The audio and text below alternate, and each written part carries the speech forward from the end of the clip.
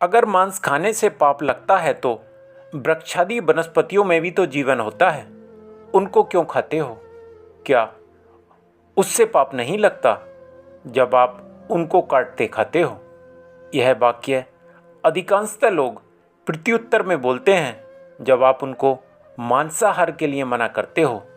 तो अब प्रश्न यह उठता है कि जिस प्रकार शास्त्रों में मांसाहार निषेध बताया गया है, जिसमें मांस के लिए जीव हत्या करने और उसको खाने वाले पाप के भागी बनते हैं, उसी प्रकार फल सब्जी इत्यादि को तोड़कर या काटकर खाने से मनुष्य पाप का भागी नहीं बनता। इसको लेकर हमारे धर्मशास्त्र क्या कहते हैं? क्या इसकी भी कोई शास्त्रीय प्रमाण है? तो साथियों, फल सब्जियां इत्यादि काटकर खाने से पाप लगता है या नहीं, आज हम आपको इसके शास्त्रीय प्रमाण देंगे कि इस बारे में हमारे शास्त्र क्या कहते हैं। इसका पूर्ण उत्तर जानने के लिए वीडियो को अंत तक अवश्य देखें और वीडियो अच्छा लगे तो लाइक शेयर भी करें। और यदि हमारे चैनल पर पहली बार आए हैं तो चैनल को सब्सक्राइब करें, साथ ही दिए गए बेल आइकन को भी दबाएं। तो चलिए इस ज्ञानवर्धक वीडियो को शुरू करते हैं। मनुस्मृति में एक श्लोक आता है कि तमसा बहुरूपेण व्यश्रिताः कर्म हेतु न अंत संज्ञा भवन्त्येते सुख दुखा समन्विताः। अर्थात पूर्व जन्मों के बुरे कर्म फलों के कारण बहुत प्रकार के अज्ञान आदि तमोगुण से घिरे हुए या भरपूर ये स्थावर जीव सुख और दुख के भावों से संयुक्त हुए आंतरिक चेतना वाले होते हैं। अर्थात इनके भीतर चेतना तो होती है, किंतु चर प्राणियों के समान बाहरी क्रियाओं में प्रकट नहीं होती। अत्यधिक तमोगुण के कारण चेतना और भावों का प्रकटीकरण नहीं हो पाता है।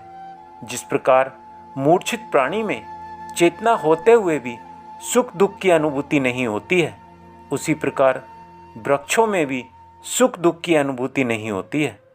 सुख दुख की अनुभूति उसी को होती है जो पंच इंद्रियों से संयुक्त होता है और उन इंद्रियों के साथ उनके विषय का संबंध होता है, अन्यथा नहीं।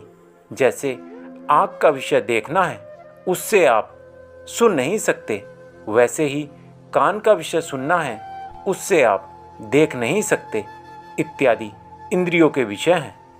सांख्य दर्शन में कहा गया है पंचामवयवोत्सुख संवित्ति ही, अर्थात जब पांचों इंद्रियों का पांच विषयों के साथ संबंध होता है तभी सुख या दुख की प्राप्ति जीव को होती है।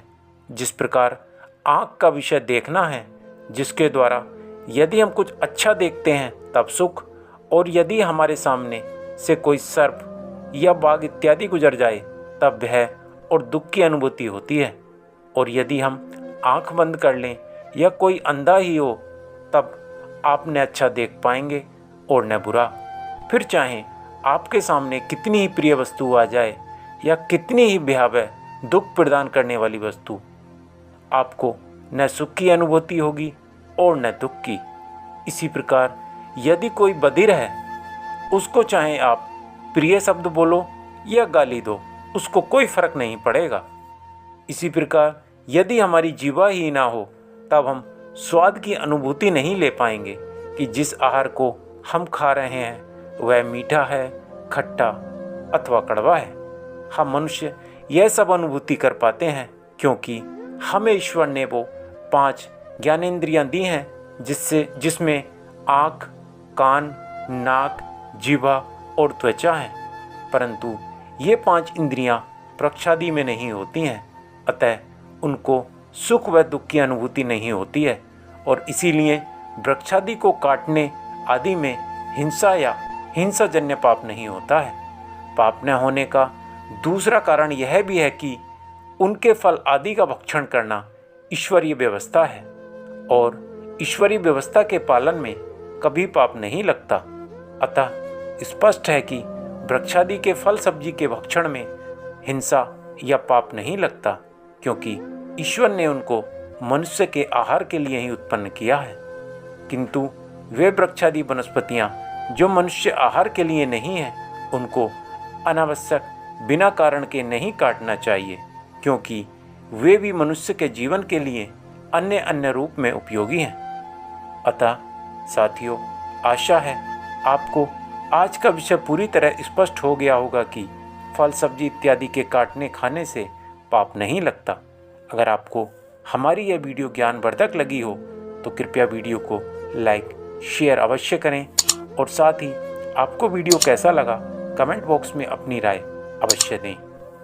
और यदि आप हमारे चैनल पर पहली बार आए हैं तो चैनल को सब्सक्राइब करें और बेल आइकन को भी दबाएं, जिससे आने वाली नई वीडियो की जानकारी आपको मिलती रहे। धन्यवाद। नमस्ते।